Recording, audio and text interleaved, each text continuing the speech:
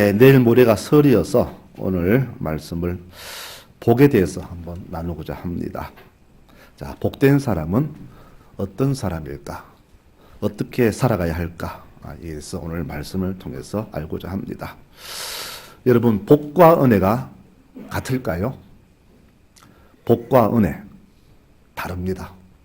자, 같아 보이지만 이 두 가지는 엄연히 다릅니다. 물론 은혜도 복이 맞습니다. 천지 창조 전부터 우리를 구하시기로 예정하신 그것, 은혜, 복 중에 복이 맞죠. 가장 큰 복이 맞습니다. 그러나 이 구원의 은혜와 우리들이 이 땅에 살아갈 때에 누릴 복은 구분이 좀 할 필요가 있습니다.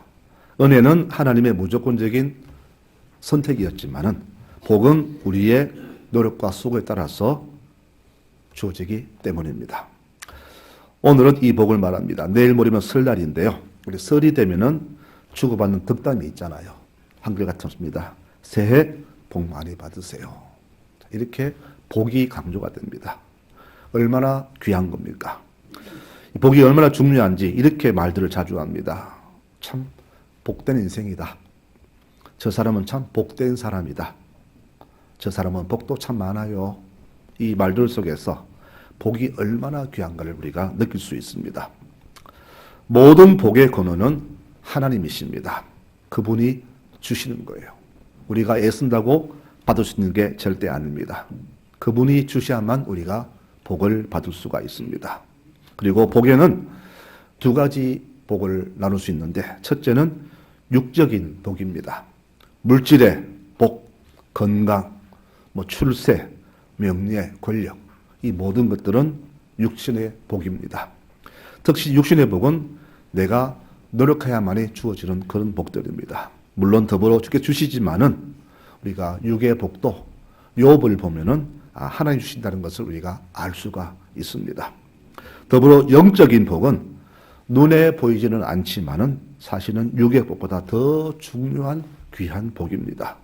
특히 이 영적인 복은 하나님께 구하는 사람만이 받을 수 있는 그런 복입니다. 가만히 있으면 절대 이 복은 받을 수가 없습니다. 그러면은 은혜와 복이 어떻게 다른지 쉽게 한 예를 들어보겠습니다. 제가 농사를 짓고 싶은데 땅이 없습니다. 땅 살 돈도 없습니다. 무일푼입니다. 농사를 짓고 싶어요. 그런데 한 독지가가 저를 보고 논을 한 10마디 주면서 무상으로 줄 테니까 한번 지어보시오 그랬습니다. 이게 바로 은혜입니다. 나는 땅도 없고 돈도 없고 아무것도 없는데 그분이 지으라고 그냥 주셨습니다. 이와 같이 은혜는 무조건입니다. 저에게 담보를 달라, 가을에 수확하면은 2대8로 나누자, 그런 것도 없습니다. 무조건 저를 보고 주었습니다. 바로 이것이 은혜입니다. 하나님의 은혜가 바로 이런 무조건적인 은혜입니다. 우리의 죄와 슬픔에 상관없이 우리를 보시고 구원 백성으로 삼아 주셨습니다. 이것이 바로 은혜입니다. 내 의지와 상관없이 그분이 주시는 사랑을 은혜라고 합니다. 그래서 성경에서는 이 주시는 사랑을 불가항력적 은혜, 내가 거부해도 거부할 수 없는 은혜가 바로 하나님의 은혜가 됩니다. 내가 아무리 거부해도 그분이 은혜를 주시면 내가 받을 수밖에 없습니다. 이것이 바로 불가항력적 은혜입니다. 복은 다릅니다. 이렇게 은혜를 베푸셨지만은 내가 땅을 받았지만은 이 땅을 받았다 가만히 있으면 가을에 소출이 없죠. 갈구고 일구고 파종하고 심어야 내가 거둘 수가 있습니다. 바로 그 노력의 결과가 바로 복이 되는 겁니다. 복은 이와 같이 내가 수고하고 노력해서 얻은 것을 말합니다. 그래서 복은 내가 애쓰고 힘써야만이 받을 수가 있습니다. 무조건 기도만 한다고 해서 이 심지도 않는 땅에 소출이 날 일은 없겠죠. 그래서 은혜를 받은 우리는 이 은혜에 입각해서 복된 인생을 살려고 애를 써야만 되는 겁니다. 그러면서 오늘 시편 말씀은 우리가 복을 받을 수 있는 아주 좋은 길을 우리에게 안내해 주고 있습니다. 하나님은 모든 복의 근원이십니다. 하지만 그분은 아무에게나 복을 주시지 않습니다. 복을 받을 만한 사람에게만 복을 주십니다. 여러분 귀담아 들으셔야 됩니다. 날 때부터 내 팔자가 이렇다. 팔자는 못 고친다. 그런 사람들은 평생 가도 그렇게 삽니다. 그러나 복을 받을 수 있는 모습으로 내가 살아가면 주께서는 복을 주신다는 거예요. 자, 물론 내가 수고해서 받는 복도 있습니다. 열마지기 논에다가 심고 가꾸고 하면 가을에 쌀을 거두겠죠. 그거까지입니다. 그것이 바로 내가 수고한 노력의 복입니다. 하지만 하나님이 여기다가 복을 더 주시면 한길을 넘는 복이 주어지잖아요. 옛말에도 천석군은 사람이 내지만 만석군은 하늘이 된다 그랬습니다. 즉, 이 만석군의 복, 갑부가 되고 거부가 되려면 그 복을 받을 만한 자격이 있어야 되는데 바로 그 자격을 갖춘 사람이 바로 복 받을 사람이 된다는 것이죠. 창세기에 보면은 이삭이 농사를 지었습니다. 농사꾼은 아닙니다. 그는 목동입니다. 늘 양을 쳤는데 남의 나라 이민 가서 첫 농사를 지었는데 그 땅에 그 해에 100배나 결실을 거뒀다 그랬습니다. 100배 그러니까 우리 열마지 거둔 그 농에서 100배 거둔 게 아니고 어느 해보다 누구보다 많이 소출했다는 그런 말입니다.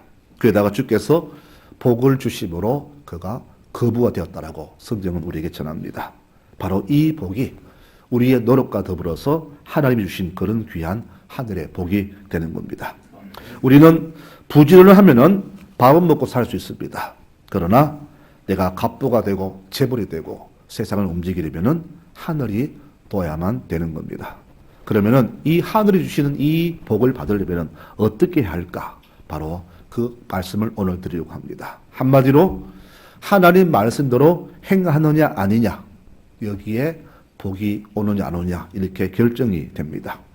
신명기 28장 1절에 말씀하기를 네가 하나님 여호와의 말씀을 듣고 그 모든 명령을 지켜 행하면 여호와께서 너를 뛰어나게 하실 것이며 그 말씀에 청종하면 모든 복이 내게 임할 것이다 라고 분명히 말씀을 합니다. 즉 말씀에 대한 순종이 바로 복의 근거가 된다는 것입니다. 근데 우리가 지킬 말씀이 있잖아요. 하나님의 말씀을 지켜야 되는데 이 말씀 속에도 내가 해서는 안 될 것이 있고 또 해야 될 것 이 두 가지로 나눌 수가 있습니다. 오늘 말씀에는 해야 될 것과 하지 말아야 할 것을 이렇게 엄격히 구분을 합니다. 먼저 1절에 보니까 해서는 안 될 것을 우리가 지켜야 된다고 하는데 그 세 가지가 뭐냐면 첫 번째가 악인의 꾀를 따르지 않는 것이라 그랬습니다. 악인의 꾀가 뭔가? 인간적인 방법으로 복을 얻겠다는 생각. 이것이 바로 악인의 꾀입니다. 땀 흘려 애쓰고 수고해서 얻는 것이 아니라 쉽게 편하게 살려고 하는 그 자세. 악인의 꾀입니다. 악한 자들은 처음부터 그렇게 살려고 애를 씁니다. 그래서 우리가 쉽게 얻으려면 어떻게 합니까? 사기를 쳐야 되겠죠.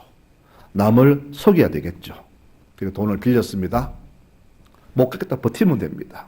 이런 식으로 아주 나쁘게 사는 생각, 악인의 꾀입니다. 지금 이 세상에 이런 악인의 꾀가 난무하고 있습니다. 주식 투자, 노름, 투기, 경마, 복권 이 모든 것들 국가에서는 어떻게 미화시킬지 모르지만은 바로 한탕주의입니다. 악인의 꾀입니다. 하나님이 바라시는 인생은요, 이런 한탕주의가 아니라 성실히 땀 흘려 수고하며 얻는 그 결과, 이것이 바로 하나님이 원하시는 그런 인생입니다. 바로 우리가 복을 받으려면 이 한탕주의 악인의 꾀를 먼저 버려야 됩니다. 두 번째는 죄인의 길에 서지 않는 겁니다. 아예 처음부터 이 사람 인생을 다르게 살려고 마음을 잡았습니다. 보면은 정말로 못된 사람 많지요. 저 인간은 어떻게 생각 자체가 저렇게 못됐을까 하는 사람들을 자주 봅니다. 제 친구 중에 그런 사람이 있어요. 저 인간은 어째 귀신도 안 잡아가나? 왜 저 인간 저렇게 잘 살까? 이런 인간들이 엄청 많습니다. 바로 죄인의 길을 걷는 사람들입니다. 이들은 그렇게 말해요. 인생은 그렇게 살면 안 돼. 저렇게 살면 다 굶어 죽어. 처음부터 아예 인생을 비정상하려고 그렇게 하고 대놓고 살자고 합니다. 하나님이 주신 아름다운 인생길을 처음부터 그렇게 잘못 짜고 사는 그런 인생길, 바로 죄인의 길이 됩니다. 우리가 버려야 할 그런 길들입니다. 세 번째는요, 성경 보니까 오만한 자의 자리에 앉는 것이라 했는데, 이게 어떤 사람이냐? 항상 남을 조롱하고 무시하고 비웃는 사람이 있죠. 자기가 최고입니다. 내가 하면은 로맨스인데 남이 하면 안 해요. 이런 사람이 오만한 자입니다. 자기가 항상 최고이고 늘 남의 일을 무시합니다. 뭐 저것 가지고 뭐 하면서 그 사람의 노력의 결과를 아주 폄하합니다. 또 험담합니다. 더 나아가 우리 믿는 자들을 아주 하찮게 보죠. 이 수쟁이들, 무식한 것들, 바보들, 가난한 것들, 저것들이 무슨 예수쟁이고 하나님 계신다면 저들 어떻게 저렇게 살 수 있나 하면서 우리와 더불어 하나님까지 무시, 조롱하는 인생이 바로 이 오만한 자들입니다. 그래서 이 사람들의 어떤 특징이냐면요, 인생을 참 깔끔히 살아요. 남에게 피해 안 줍니다. 대신 그들에게 신세도 안 집니다. 남의 일에 절대 간섭하지 않습니다. 이것이 죽든 말든 내 인생 내가 사는 거예요. 못 본 척 합니다. 내 거 내가 먹고 네 거 네가 먹고 이웃에 전혀 관심이 없어요. 오직 나 자신과 내 가족 중심으로 살아가는 사람. 이게 바로 오만한 자의 모습입니다. 여러분, 그러면은 남에게 피해 안 준다고 해서 그 사람이 선하고 착한 사람인가요? 아니죠. 우리는 남에게 피해 안 주면은 참 저 사람 선하다, 착하다, 법 없이 산다 그러지만은 결코 착한 사람은 절대 아닙니다. 오히려 하나님 입장에서는 가장 악한 사람이 이런 사람이에요. 내가 살다 보면 남에게 피해도 줄 수 있어요. 남에게 생각지 않은 아픔 줄 수 있습니다.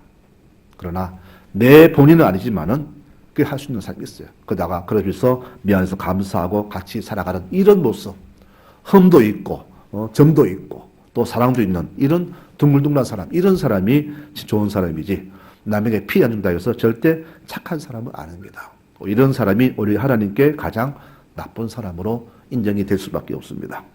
자, 한 예를 들어보겠습니다. 우리가 아는 사마리아 사람 있잖아요. 자, 강도 만나 한 사람이 거의 죽게 되었죠. 근데 그거를 누가 지나갔냐? 제사장이 먼저 봤습니다. 못 본 척 지나갔습니다. 왜? 자기는 예배 준비 바빴어요. 그 다음에 레위를 지나갔습니다. 이 사람들은 정결한 신앙인입니다. 그들의 법칙에 시체는 손을 대면 안 됩니다. 아, 안 돼. 하나님께 불경제 지을 거야. 못 본 척 지나갔습니다. 아무도 이 사람을 도와주지 않았죠. 자, 그럼 이 사람을 이들이 아프게 했나요? 아닙니다. 자기들은 그냥 봤을 뿐입니다. 그런데 내일이 중요하기 때문에 이 사람에 대해서 전혀 어떤 도움을 주지 않았습니다. 그 죄가 절대 아닙니다. 경찰 조사합니다. 당신 왜 그냥 지나갔어? 그게 죄가 됩니까? 죄가 아니죠. 이 사람은 죄가 없습니다. 그런데 예수님도 그 사람을 죄 없다 하실까요? 절대 아닙니다. 여러분, 세상의 모든 대부분이요, 내가 저지르기 때문에 죄가 됩니다. 훔쳤습니다. 죄가 됐죠. 칼 들고 강도했어요. 죄입니다. 다 사기쳤어요. 죄입니다. 다 금기사항을 어겼기 때문에 죄가 되는 경우들이죠. 여러분, 이웃에 사랑 안 준다고 그것이 죄가 되지 않습니다. 결코 죄가 아닙니다. 하지만 하나님의 법칙에는 전혀 다른 법칙이 있어요. 하지 않아서 되는 죄가 있더라는 것이죠. 야고보서 4장에 말하기를 사람이 선한 일을 행해야 되는데 그것을 보고도 하지 않는 것은 죄라 그랬습니다. 여러분, 이 두 사람은 죄형이 없어요. 그런데 하나님의 법칙에 의하면은 이들은 큰 죄인입니다. 저 사람을 돌보는 것이 하나님의 뜻인데, 선인데 선을 행치 않았으니까 그들은 큰 죄인이 된 겁니다. 여러분, 세상에는 세상 법칙이 있고 우리에게는 하나님의 법칙이 있습니다. 그 두 사람은 세상 법적으로는 무죄가 되지만 하나님 법으로는 유죄가 된다는 사실을 우리 기억해야 됩니다. 이게 무엇을 말합니까? 우리 성도들의 삶 속에서 이런 선행의 삶, 사랑의 삶이 있어야 된다는 것을 분명히 말합니다. 여러분, 내가 나쁘지 않고 착하게 산다고 해서 보고는 게 아닙니다. 그것은 우리가 당연히 가져야 할 기본 베이스입니다. 거기에다가 무엇을 되느냐? 말씀대로 살아가는 선과 사랑을 줄 수 있는 그런 우리의 행동이 있어야 돼. 여기에 바로 주의 복이 주어진다는 것이죠. 오늘 우리가 가장 많이 짓는 죄가 무엇을 집니까? 이와 같이 하지 않아서 되는 죄를 많이 짓고 있습니다. 불쌍한 사람을 보고도 눈을 감습니다. 우는 이웃을 보고도 눈물 닦아주지 않습니다. 이렇게 써줘야 되는데, 같이 가야 되는데 못 본 척 눈 감고 있습니다. 이런 죄를 우리가 너무 많이 짓고 있다는 것이죠. 여러분 가슴이 아프죠. 못 도와줘서. 내 가슴에 억눌리고 마음에 어떤 생긴다면 그것은 바로 내가 죄를 짓고 있다는 것이죠. 이처럼 행하지 않아서 짓는 죄가 너무 많은 것이죠. 바로 이 죄가 바로 오만한 자의 죄가 된다는 겁니다. 양과 염소 비유에서 주님께서 염소들에게 심판합니다. 너희는 내가 옥에 있을 때 면회 오지 않았지. 내 배고플 때 먹이지 않았지. 아플 때 용명 오지 않았지. 그러니까 염소들이 말합니다. 아닙니다. 저는 주님 면회 갔습니다. 주님께 면회 갔고 사식 넣어드렸고요. 주님 약도 지어드렸고 다 했습니다. 그래? 나는 그것을 다 하지 않는다. 정말로 작은 자에게 하지 않은 것은 곧 내게 하지 않은 것이다. 부풀려 행하는 자들아 다 떠나가라. 너희가 이빨을 갈 것이다 라고 주님 저주하십니다. 여러분 누가 더 작은 자입니까? 나보다 작은 자가 더 작은 자이겠죠. 세상에는 다 큰 사람이 있는 게 아닙니다. 나도 약한데 나보다 더 작은 자가 있습니다. 이들을 눈 감고 유면하는 것 얼마나 큰 죄인지 모릅니다. 이것이 바로 세 번째 금기상 오만한 자들의 모습이 됩니다. 성경 말씀은 복을 아주 귀하게 여깁니다. 그래서 이렇게 복을 받으려면 우리가 하지 말아야 할 금기상 이 세 가지를 하지 말라고 먼저 말씀하셨습니다. 그럼 이것만 지키면 내가 복을 받느냐? 그게 아닙니다. 정말 중요한 게 있죠. 그게 뭐냐? 바로 여호와의 말씀을 깊이 새기고 말씀대로 행하며 사는 것. 이것이 바로 복의 은혜가 됩니다. 은혜는 그저 받는 것이지만 내가 복은 나의 이런 노력이 반드시 수반이 되어야 합니다. 그럼 오늘 말씀에 왜 여호와 말씀을 묵상하라고 그렇게 했을까요? 여러분 바로 이 말씀 속에 바른 인생길, 하나님을 잘 섬기는 길, 어떻게 하는 것이 복된 것인가를 이 말씀 속에 담아 놓았거든요.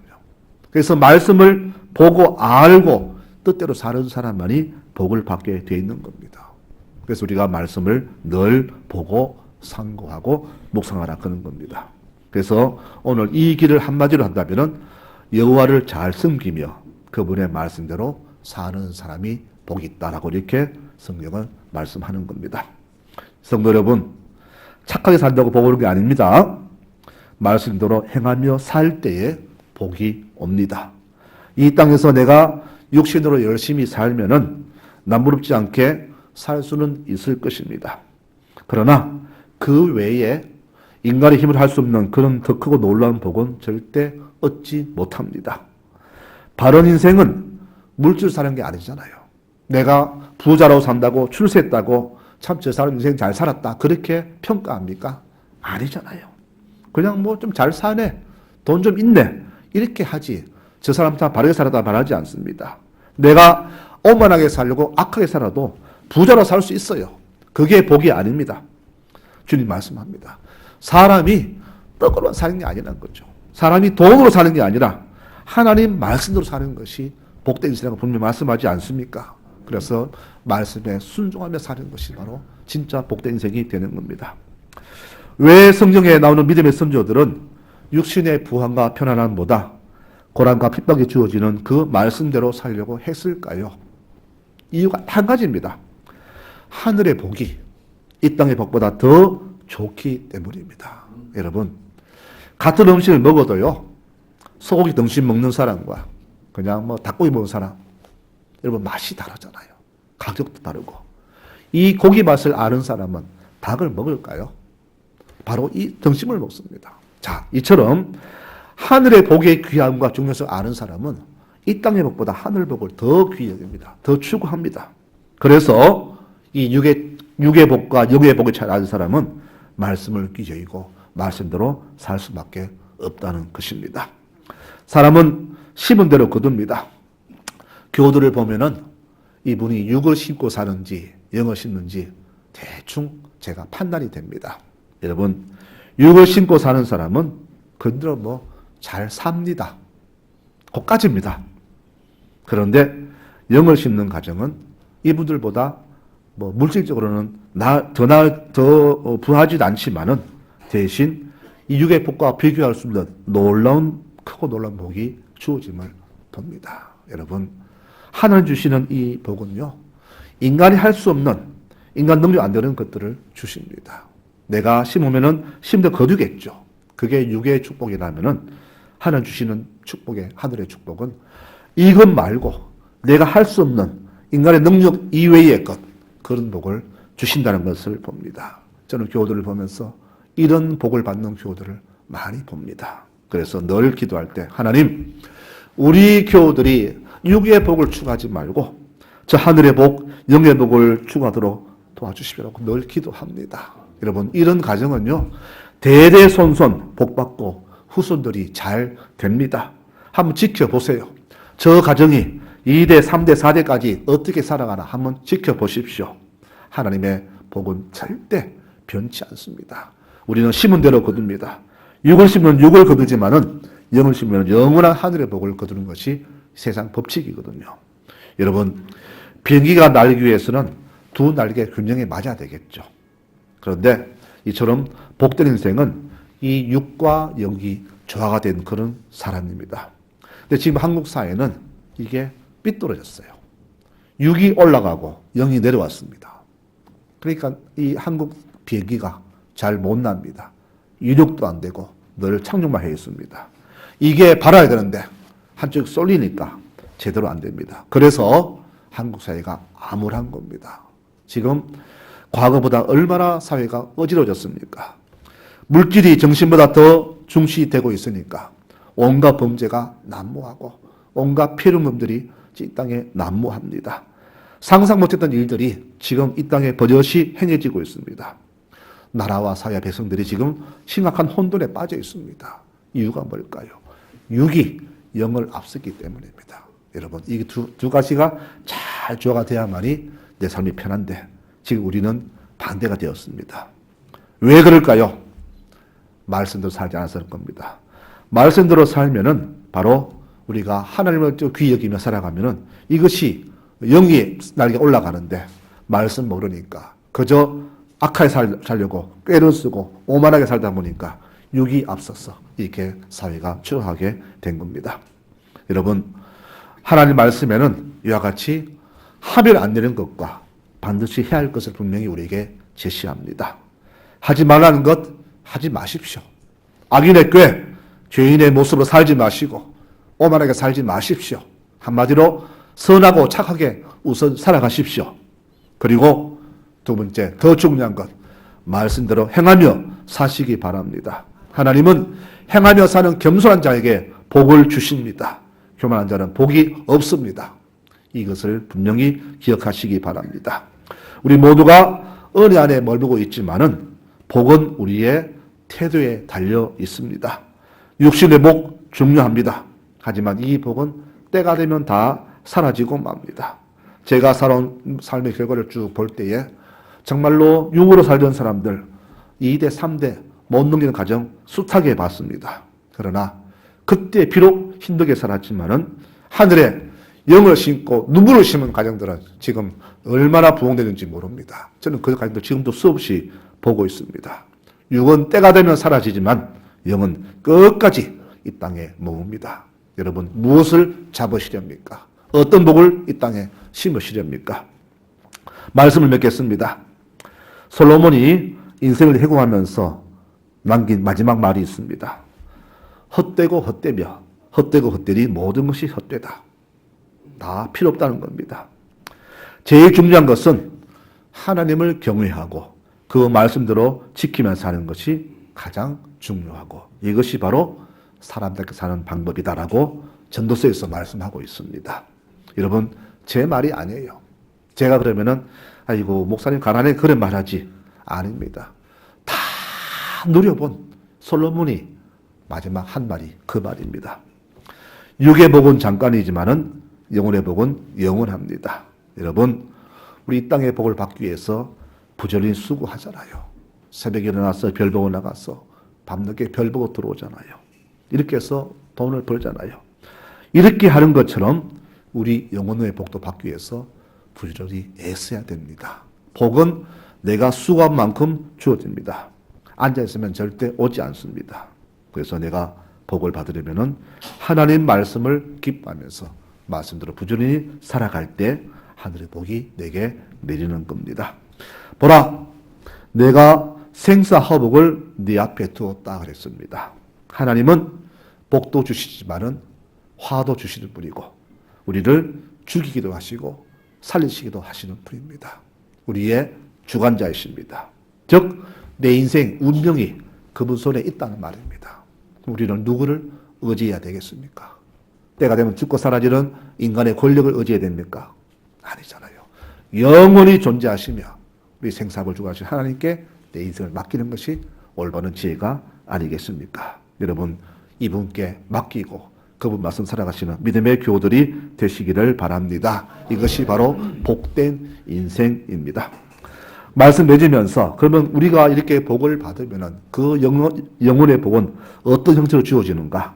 좋은 예가 오늘 말씀에 나무로 비유가 되네요. 자, 이 어떤 나무냐? 냇가에 심겨진 나무처럼 하나님 주시는 복된 인생은 평생에 그 삶이 절대 메마르지 않습니다. 늘 삶의 열매가 주어지고 그 집안에는 항상 웃음꽃이 피어납니다. 믿음의 복을 받은 가정은 이 나무처럼 그렇게 평생을 형통합니다. 시편 128편을 말씀하잖아요. 여호와를 경외하며 그 도에 따른 사람은 복이 있도다. 가정이 복될 것이며 아내가 포도나무 같고 포도 열매 같고 자식은 감난 열매 같고 그 자손의 자손을 볼지어다. 바로 물질과 행복과 건강을 받아 누립니다. 이 가정 이런 복이 바로 주시는 하늘의 축복입니다. 근데 형통 그러니까 사람들은 형통을 하면은 근심도 없고 힘도 없다고 그러는데 절대 그렇지 않습니다. 형통은 내 삶에 고난이 주어져도 그 말을 능히 이길 수 있는 그런 능력, 이것이 바로 형통이 되는 겁니다. 이처럼 여호와를 경외하는 가정은 형통의 복을 받게 되는 겁니다. 여러분, 이 땅에서 육을 심은 자와 영을 심은 자의 결론을 아십니까? 지금은 몰라요. 그런데 오늘 시편 마지막 절 말씀 보니까 그 결론이 차이가 납니다. 어떻게요? 의로운 사람의 길은 여호와께서 지키시지만은 악인의 길은 파멸에 이른다.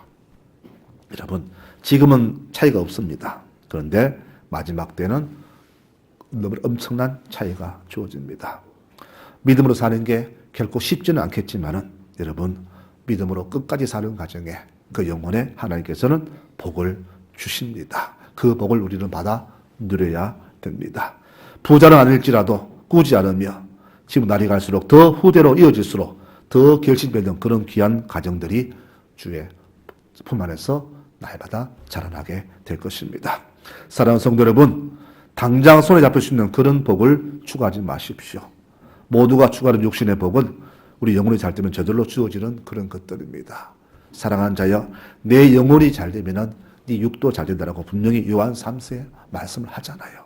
먼저 내가 주 앞에 온전한 대로 쓰면서 깨끗한 영혼으로 주 앞에 나를 들으실 때 주께서는 우리에게 놀라운 하늘의 복과 이 땅의 복을 넉넉히 주신다고 성경은 분명히 약속합니다. 그 모델이 바로 있잖아요. 아브라함, 요셉, 다윗, 이 모든 분들 다 그 모델들 아닙니까? 여러분, 성경에는 이렇게 살아갔던 모델들이 참 많습니다. 이제 영원히들 하늘의 복을 추구하시기 바랍니다. 조상의 그 믿음이 후손에게 대대로 복이 되었듯이 우리 교우들의 이 믿음의 올바른 축복이 이어져서 자손 대대로 4대, 5대, 1000대까지 이 축복이 넘쳐나는 그런 가정들로 되기를 여러분 우리 모두가 그렇게 애쓰고 수고해야 됩니다. 오늘부터 우리 이 땅에 복을 심읍시다. 믿음의 복을 심고 순종의 복을 심고 눈물의 복을 심고 기도의 복을 심읍시다. 반드시 내 자녀들에게 놀라운 기술로 대대의 축복으로 주어질 것입니다. 이런 복을 받아 누리는 믿음의 모든 가정들이 되시기를 축원합니다. 새해 복 많이 받으십시오. 영어로 말할까요? God bless you. 여러분 축복합니다.